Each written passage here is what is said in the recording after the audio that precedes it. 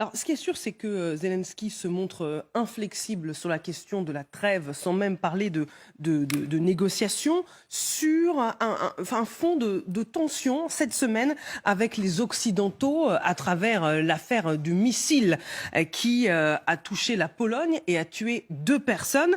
Le président ukrainien s'était précipité à accuser la Russie, mais l'OTAN et le président polonais lui-même ont indiqué que l'enquête, qui n'est pas encore terminée, se diriger vers l'hypothèse d'un tir de missile de la défense anti-aérienne ukrainienne et d'un malheureux accident obligeant Zelensky à faire volte-face.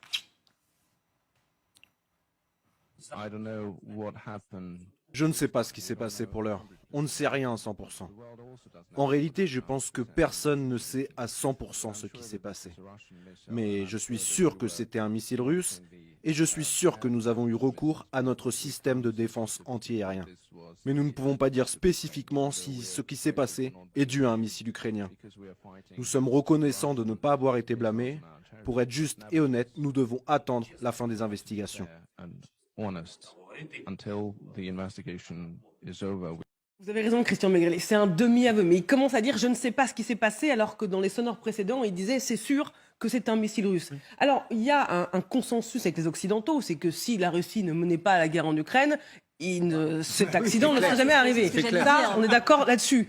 Mais il est probable, à ce stade de l'enquête, que ce soit un éclat d'obus dû à la défense anti-aérienne ukrainienne. Est-ce que, en s'obstinant pendant plusieurs heures, plusieurs jours à défendre cette version, Volodymyr Zelensky n'est pas un peu abîmé le lien de confiance qui semblait inébranlable avec les Occidentaux? Moi, je pense que oui. Il y a un moment, quand même, la communication dite stratégique de Zelensky faisait un peu propagande de guerre, il faut quand même le dire. Et que quand on est dans son sujet au jour le jour, c'est-à-dire pas prendre de recul sur les événements, parce qu'il est tous les jours en train de parler, à juste titre d'ailleurs, parce qu'il dit des choses intéressantes, mais bon, il y a un moment, dès lors on finit par le croire complètement. La guerre n'est jamais aussi simple.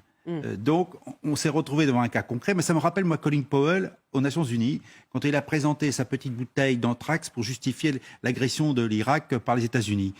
C'est pour ça qu'on ne les a pas crus quand on a parlé d'une invasion possible par Poutine de l'Ukraine. Simplement parce que quand on commence à voir en démocratie un mensonge ou une volonté de ne pas reconnaître un fait tel qu'il est établi, on finit par douter de la personne qui dit cela. Et je pense que ce n'était pas seulement une erreur, c'est plutôt une erreur qu'une maladresse de la part du président Zelensky, parce qu'il va falloir quand même qu'il rattrape finalement ce capital confiance qu'on lui accordait complètement. Parce que là, manifestement, il y a quelque chose qui n'était pas très clair. Et moi, je conclurai sur un point. Moi, je ne mets pas uniquement en cause lui.